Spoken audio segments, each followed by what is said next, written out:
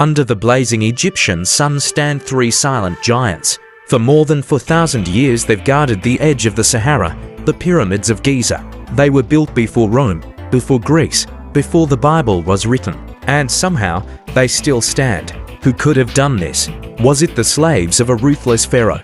A vanished civilization? Visitors from the stars? Today we journey deep into the sands of time to uncover the real story of who built the pyramids and how. Because the truth, as always, is stranger, smarter, and far more human than the myths. Around 2560 BC, Pharaoh Khufu, called Cheops by the Greeks, dreamed of eternity. In the Egyptian mind, death was not an end but a doorway, and the king needed a vessel to sail into the afterlife. That vessel would be the Great Pyramid, nearly 500 feet tall, built from more than 2 million limestone blocks. Each block weighed as much as a modern truck. Yet somehow, this mountain of stone rose from the desert within 2 decades. For centuries, people whispered, impossible. When Herodotus visited Egypt 2,000 years later, he claimed 100,000 slaves built it. The story stuck. Schoolbooks, Hollywood films, even Bible epics repeated it. But archaeology tells a very different tale. In the 1990s, archaeologists digging near the Giza Plateau found the remains of an enormous settlement, houses, bakeries, breweries, and even a cemetery. This wasn't a slave camp. It was a thriving city built for the pyramid workers. The bones found in the graves showed healed injuries, proof they received medical care. They ate beef, fish, onions, and fresh bread. They drank beer, the Egyptian staple. These people were not chained, they were valued. They worked in teams, crews of roughly 40 men, proudly giving themselves names like the Friends of Khufu or the Drunkards of Menkaure.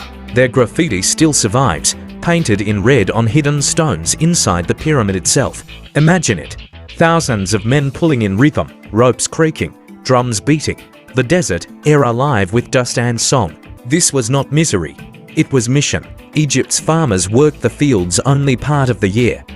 When the Nile flooded and farms lay underwater, they came here to build for their god king and earn honor, food, and a place in history. So how did they move mountains? The tools were simple, but their methods were genius.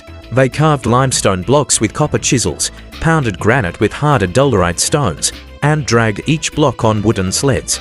In 2014, scientists studying ancient paintings noticed men pouring liquid in front of sleds. For decades, people thought it was ritual. It wasn't. The workers were wetting the sand, reducing friction so the sleds slid twice as easily. A detail so small it took modern physics to rediscover it. Then came a discovery that changed everything: a set of papyrus fragments found in a Red Sea cave. The diary of Mira. Mira was an overseer during Khufu's reign. His diary describes how his team ferried white limestone blocks from Tura across the Nile through a network of canals to the pyramid site. That means the Egyptians reshaped their landscape, carving waterways that reached right to the base of the pyramid.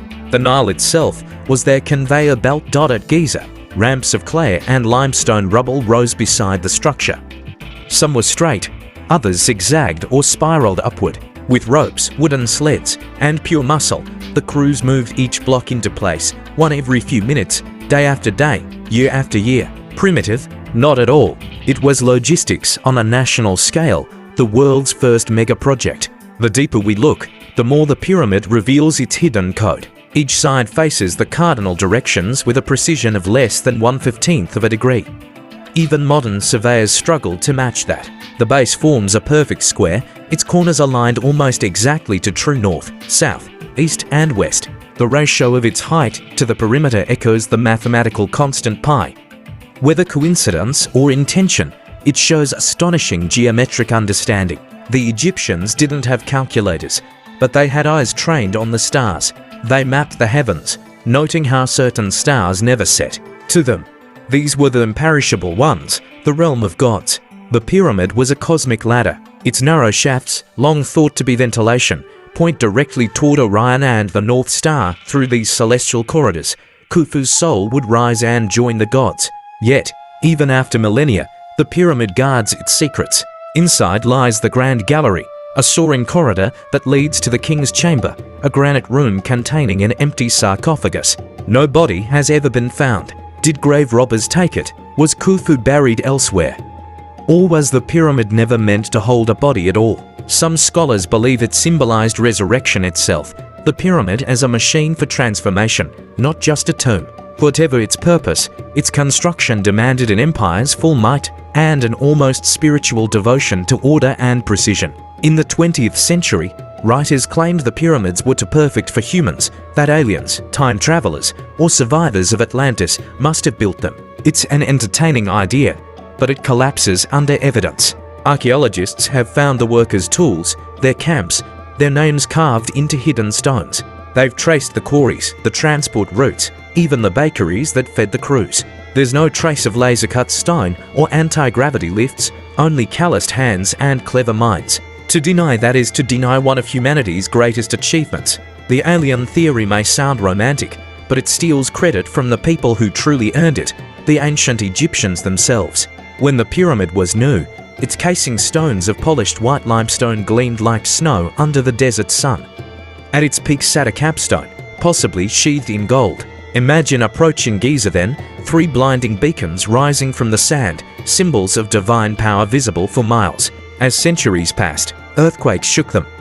Thieves stripped their casing stones to build mosques and palaces, yet the core endured. Empires rose and fell around them, and still they stood, the heartbeat of Egypt frozen in stone. Today, the pyramids no longer point the way to heaven for a single pharaoh. They point to something greater, the limitless ambition of the human spirit. Every block, every inch, is a testament to what people can achieve when they dream beyond their lifetime. On one block inside the pyramid, a faded red mark reads "The gang of Khufu is drunk." It's the oldest workplace joke in history, a moment of laughter preserved in stone. Another block bears a symbol for strong ones of the White Crown, a team from Upper Egypt. These tiny signatures, not of kings, but of workers, whisper across 45 centuries. We were here, we did this. They didn't write books or compose symphonies. Their monument was the pyramid itself, a song in stone that still echoes today. So, who built the pyramids? Not slaves, not aliens. It was the farmers, artisans, and dreamers of ancient Egypt. Tens of thousands of ordinary people united by an extraordinary purpose.